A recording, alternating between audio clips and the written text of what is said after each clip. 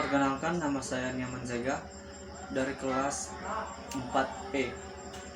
Di sini saya akan menjelaskan tentang peraturan permainan dalam sepak takraw. Saya akan menjelaskan tentang peraturan permainan dalam sepak takraw. Yang pertama yaitu pemain. Dalam sepak takraw, pemain setiap regu berjumlah tiga orang. Satu sebagai tekong, itu pemain yang berada di tengah dan sedikit di belakang. Dan pemain yang berada di sebelah kanan dan di sebelah kiri yang disebut dengan apit kanan dan apit kiri. Jadi itulah jumlah pemain dalam satu regu. Dan dalam pertandingan tim harus mendaftarkan 9 pemain, termasuk 3 cabang. Maka kalau tidak cukup 9 tim akan diskualifikasi. Itulah untuk pemain. Satunya adalah perlengkapan pemain atau pakaian pemain. Pemain itu harus memakai jersey, kaos, sepatu, dan kaos kaki. Dan bagi untuk pemain itu minimal kaosnya harus ada dua agar pertandingan selanjutnya berbeda. Mengenai tentang pakaian permainan pada saat pertandingan itu, kedua tim harus berbeda di depan dan di belakang. Baju terdapat ada tulisan angka di belakang dan di depan. Bagi untuk yang ada lambang negaranya diletakkan di sini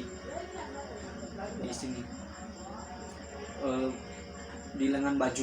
Dan untuk kapten harus memakai pen sebagai tanda kapten.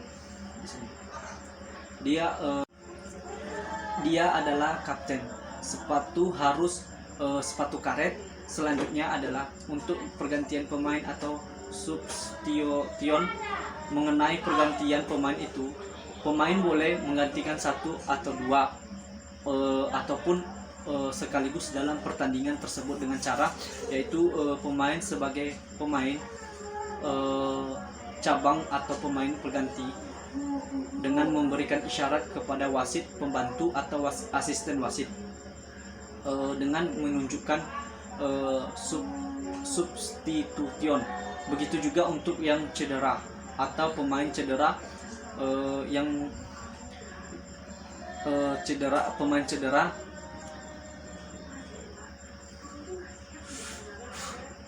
saat main itu boleh digantikan wasit, pembantu atau asisten wasit. Itu adalah mengenai pergantian pemain. Selanjutnya yaitu toss atau sebelum dimulai pertandingan. Pada saat toss yaitu wasit memanggil kedua kapten,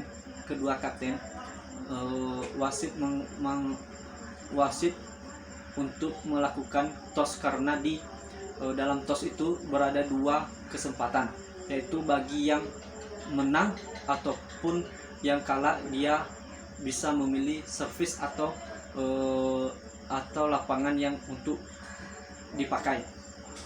Itu mengenai dengan toss. Selanjutnya itu posisi selama layanan. Pada saat awalnya pemain harus berada di posisi masing-masing. Tekong berada di tempat tekong, apit kanan berada di tempat apit kiri kanan, dan apit kiri berada di apit kiri. Tekong siap untuk melakukan tendangan, dan setelah melakukan servis maka pemain lawan itu bebas memilih tempat dimanapun dia berada. Itu untuk posisi pemain. Satunya yaitu memulai permainan dan layanan. di sini saat permainan yaitu itu ada satu wasit, asisten wasit, dan dibantu juga oleh hakim garis. Pada saat layanan regu pertama melakukan 3 kali berturut-turut dalam menguasai bola, begitu juga pemain lawan yaitu 3 kali berturut-turut dan mendapatkan poin. Jika jus 20 sama, maka servis 1 kali gantikan dari setiap regu. Kemudian sistem percetakan, pada sistem percetakan pemain selama melakukan layanan pemain, maka lawan membuat kesalahan mendapatkan 1 poin, yaitu mendapatkan 1 poin guna untuk regu pemain yang memenangkan 2 pertandingan, maka regu tersebut dikatakan menang. Jika jus, maka harus ada 2 keunggulan angka. Selanjutnya yaitu waktu keluar. Setiap regu boleh meminta time out, tetapi tidak boleh dari 1 menit. Dan untuk melakukan time out hanya manajer dan pelatih yang bisa meminta kepada asisten wasit. Suspensi permainan itu, wasit boleh menangguhkan beberapa waktu seperti 5 menit karena ada orang yang cedera.